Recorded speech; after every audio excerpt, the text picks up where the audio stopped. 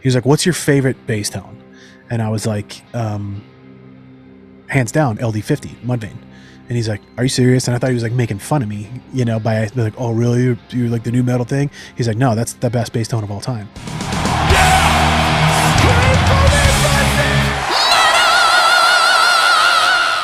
Hey everyone, welcome to the channel. My name is Belgian Jasper. If this is your first time in the channel, hit subscribe right now.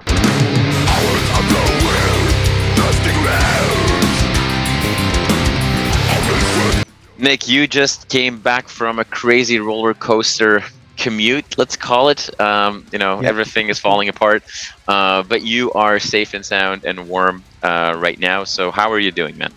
Great. Yeah, very good, man.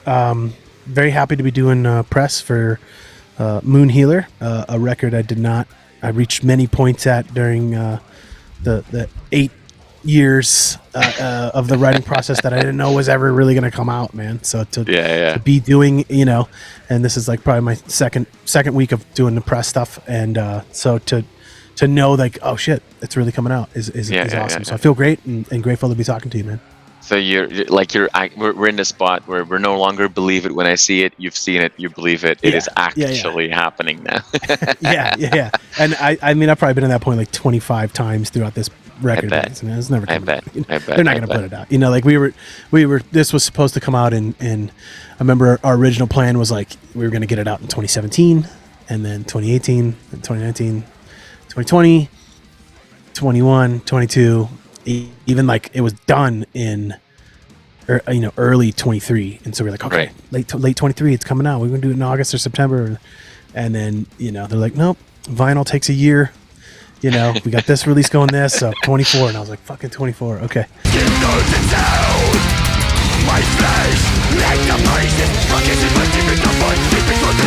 The buzz that started pretty quickly, and that was generated, and now you're, like you said already, like you're in non-stop interview cycles.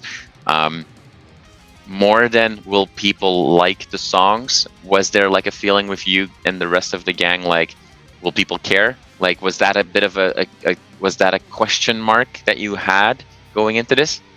I think we kind of knew based off of the response that we got to Sun Eater, right, and that we didn't get to tour for it. We did one world tour, which was just one show in Vancouver, the Modified Ghost Fest in 2016.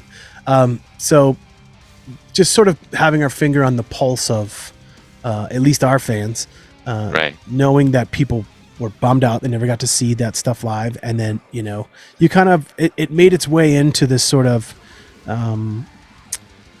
I don't want to say lore or something like that, but it's very like commonly understood that they finally put out like this amazing record, but probably the best record of their career, and then fucking disappear. Right. So I think we knew that people would be at the bare minimum like interested to see if we would ever write anything again. Right. And so I then realizing in kind of like 2017, 2018, when we first kind of started dropping little hints on social media that we, might be working on material, and the response would be huge, and so we're like, okay, we know people, it's going to be there. I guess the question really more was like, can we hold that because of all these delays and setbacks in the recording process and the lockdowns and all this stuff? We were like, can we hold on to that hype? Are people, will people still be this interested, now that it's 4 years after we planned to, like, drums got recorded in 2020, right?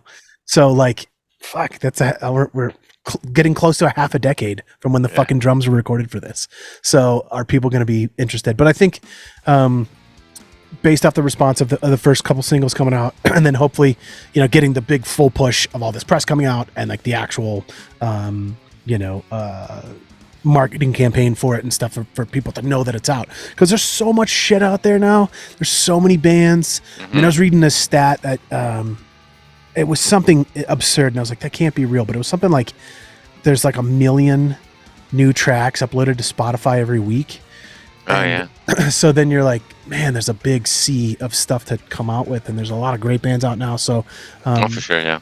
It's difficult to know if, like, I think even anybody that, like, a lot of times this would happen on the road too, where you'd be like, you play somebody's city, you play Vancouver or something, and the next day people go on and you're making a post about another show or whatever, and they'll say, "Come to Vancouver," and you're like, "We were just fucking there last night. Where were you?" And they'll be like, "I didn't see about it. I didn't hear about it." Because there's so much stuff, and like, is the working with algorithms and what? For sure, you can't control like what are people going to see necessarily, like no matter what you put out. Also, like Nick, we all know that the first thing that people are going to post is "Come to Brazil." That's the first thing that always gets posted on anything. 100%. Awesome. Yeah, awesome. I started posting that, and that's my like a go-to caption now. I just put that as the caption. Just exactly. I beat you to it, man.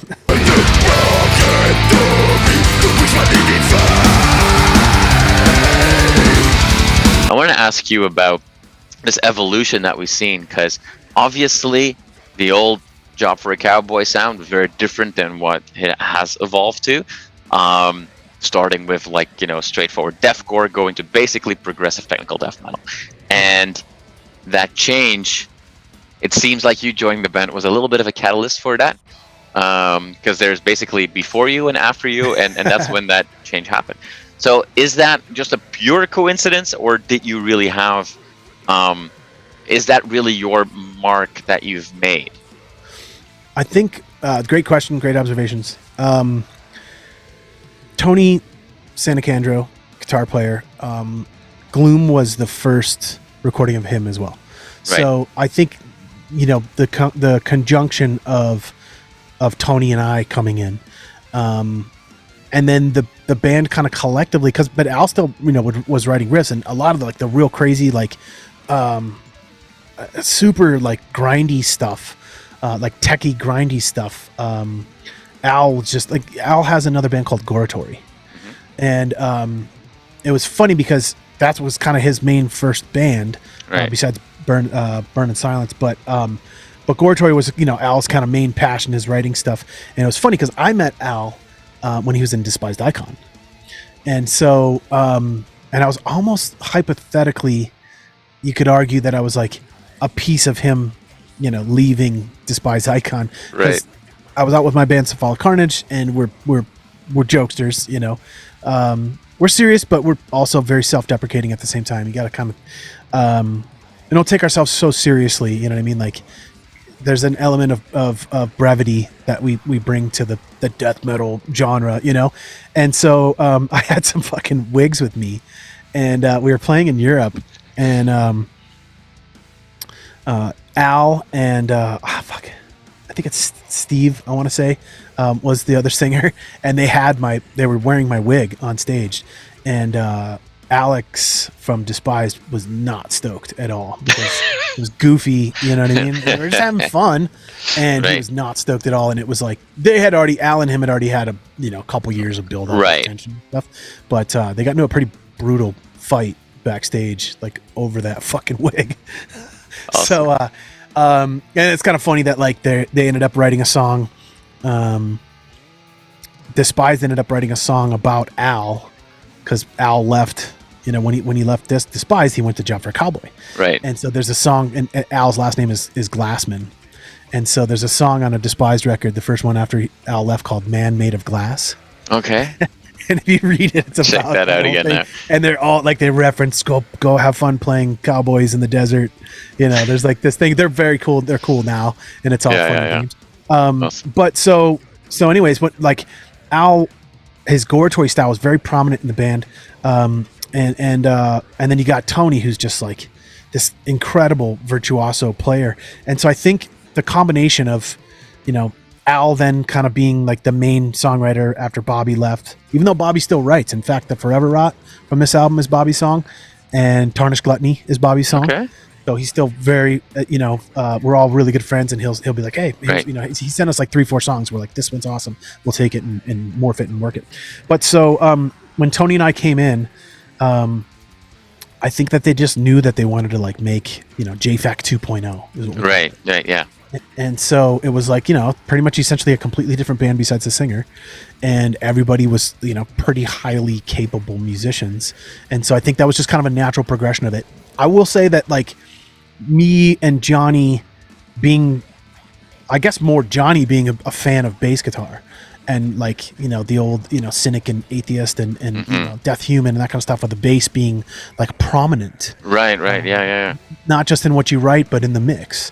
I think that was a big catalyst as far as like, okay, you know, Brent was a bit more of a simple player, you know, great bass player, you know, he's an awesome dude, but I had like, you know, a different set of skills than him. Right. And so I think it was like, oh, okay, now we can kind of showcase this.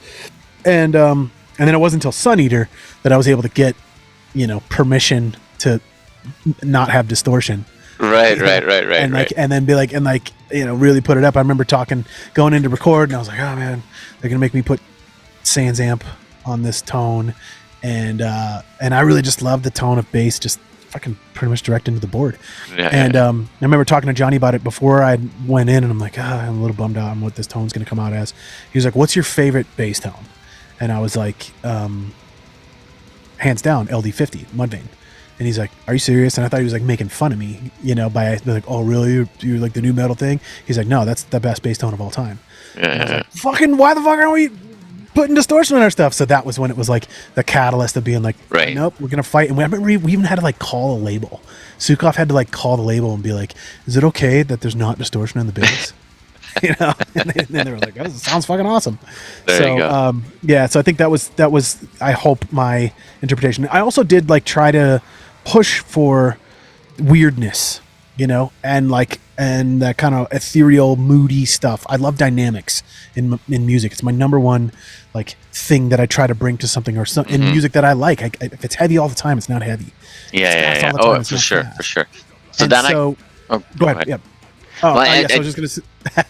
So I was gonna say, yeah, just like I would take their stuff like on Sun Eater, and I had the DI tracks, so I would take the DI track and I would pull the distortion off of it and you know, run it through a clean amp and a bunch of really gnarly, crazy delayed effects, and change the drum programming, slow it down, make it way proggier and stuff, and then write a bass line to it. And that's how like Son of Nihility off that record, that real moody stuff, that's kind of where that came from. So I think that was, if there's any contribution that I have, that's okay. Well, so it sparks another question, because we've been talking about a lot of like, you know, evolution and history and we haven't really spoken a whole lot about the album just yet, and we should tackle a little bit about the album right before we're out of time.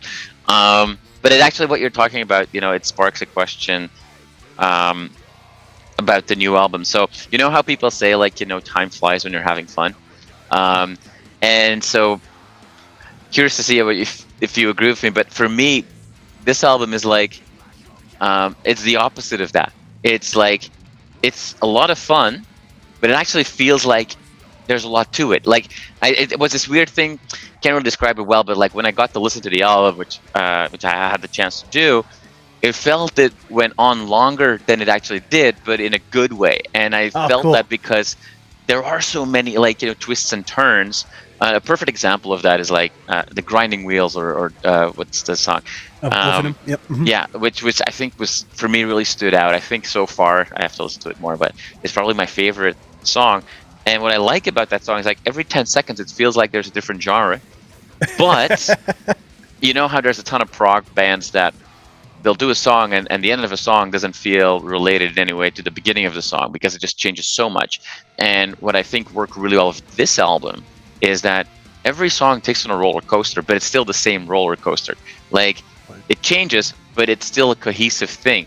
Like, how challenging is that when you're writing? Because you want to make sure there's an identity of a song and of an album. Like, for you, when you're playing around with all these things, like, how do you not get lost in it, that you lose the identity or the essence? If that question makes any sense. 100%. Yeah. Yeah, and I think that is kind of the bigger challenge, is that a lot of times, especially over such a long time period of, you know, having some of these songs that go back, we've almost had for eight years-ish, you know? Yeah. And versions of these songs, and to go back and listen to the very first thing that Tony sent. Like, I got one of them from, you know, in 2016, I had one of these songs, and I went back and listened to it. I'm like, whoa, what the fuck is this? We've been on such an evolutionary path as far as the writing process of it. And I think that's a big thing, especially with tech stuff. and having lots of riffs in songs is it can come out like a riff salad. Exactly. Yeah. Like, is this fucking heavy? I mean, it's in the same key, so fucking whatever. So I think that was like a massive part of the refinement process, is to make sure that if you're taking all these twists and turns, that they flow. And you can, sometimes you do want that left field, thing where you're like, I want it to totally fucking derail. But you want it to be smooth in how it does it, because it can be really jerky and come off like you're just tossing shit together, really. So I think that and even in the flow of choosing how the songs were to go, we spent so much time on every single fucking aspect of this project. I mean, Jonny and I probably listened to that album during the mixing phase, even even mastering probably 25 times. And it would be like, okay, it's almost, this is it, we're done. So any last changes that you want, just listen like a hawk tonight, write your notes down, and that's the final notes, right? So I'm listening like as intently as I can and like making my notes. Okay, that's it, I'm happy with these. You make these changes, it's good, it's done. And then something else would get changed, or we're gonna tweak the snare. Okay, now you gotta go back and listen to the whole thing again. And I swear to God, there was at least 20 nights that I would sit there and be like, okay, this is the final night, and listen to it. So we had so much time to do it, and to compare it back to Sun Eater too, because I feel like we were like, hey, what we did worked, and we really loved it, and it flowed really well. So I was constantly comparing it back to that and being like, does this flow as good as Sun Eater? Are there too many riffs?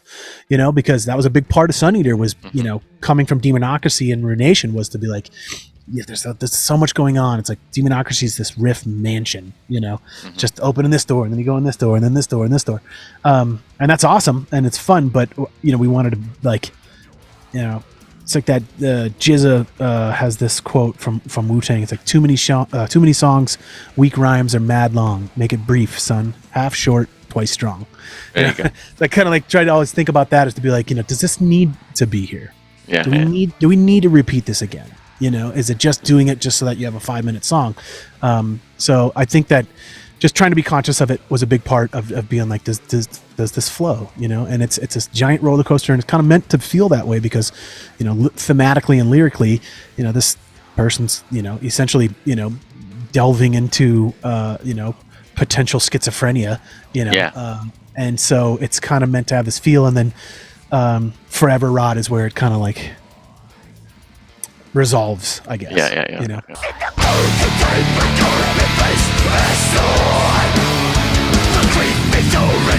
We know so much now about what you think, including that you probably were not a big fan of Senjutsu of Iron Maiden, but that's a story for another time. Nick, there's a million things that I could ask you still about this record, because we haven't even touched on the themes and the whole story and that craziness, and I think that you guys will have to do it very differently next time, because nobody's going to give you another 6 years for that follow-up record. So that'll be exciting. I hope that we can catch up many more times to talk about this more, but exciting stuff. To completely wrap us up, the album is here. 2024 is going to be a big year for you guys, and it's going to be busy. So everybody watching this interview, like, what should we keep our eyes open for? I would definitely keep your eyes open for World War III. It's going to be the pre-orders for it are coming pretty soon. Stock up on food, water, maybe some solar stuff, some way to, they only got 3 days of water, after everything hits. The cyber attacks come in. They got a lot of big things planned for us. But as far as JFAC goes, I'm going to keep working on videos. I'm having a lot of fun doing the videos. We got our buddy Chris Klump is working on one now with a really awesome special effects gal. She's done some Mastodon stuff, and so that's going to be coming out soon. And then really trying to get everybody together to do live stuff. There's one thing that's confirmed for sure. I can't say it yet because the lineup's not out. And then this other thing that we're putting together so that we can play longer than just a fest. Really, really busting my ass trying to get everybody organized to be able to do it. It's like Al's in the court system. He works in the court system in New Hampshire. Johnny's got his wife and kids and his full-time job. Tony's a doctor working at a university in Ireland. So to get everything organized, especially, in a post-COVID world where you need venue holds like 8 months out. Oh yeah. You want to bus, you got to book it a year out. So trying to get this all put together so that we can show people this stuff live, because it's just such a huge part of a band experience, and like never got to really play this Sneeder stuff live even. I mean, I want to do that, but like this new stuff is highly representative of where we are as musicians, and I want to do it live. I want to put the energy out there. So keep your eyes open for that. And then, but until you can see us live, I'm going to try to keep the videos coming out to try to continue to tell the visual story, the visual element of the theme of the record. So, fair to say, based on all the stuff you do behind the scenes, that if schedules and budgets allowed for it, that setting up like a massive, I'm going to say almost like Broadway style, Trans-Siberian Orchestra style show with the, let's call it recent material of the band, and translate that story into a full-blown stage production, is that something that really would be like your bucket list item?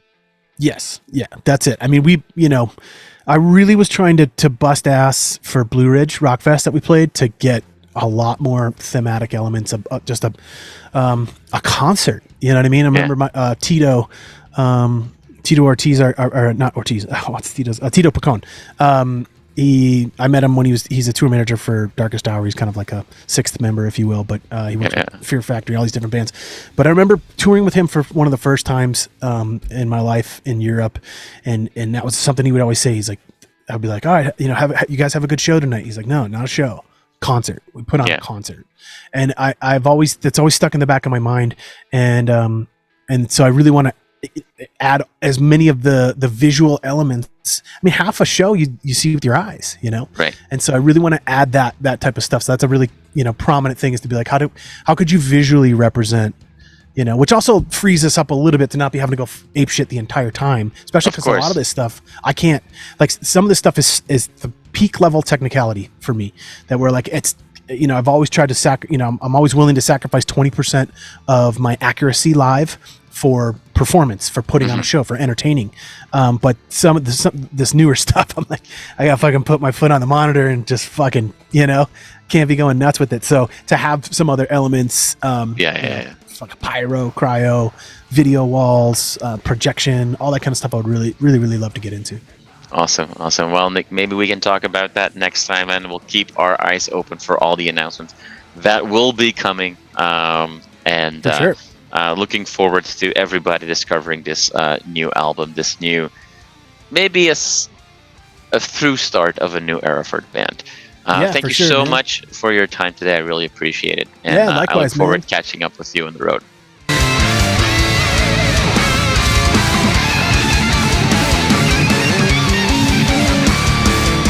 You are awesome for watching this video. Click right here to see more content like it, and subscribe to the channel.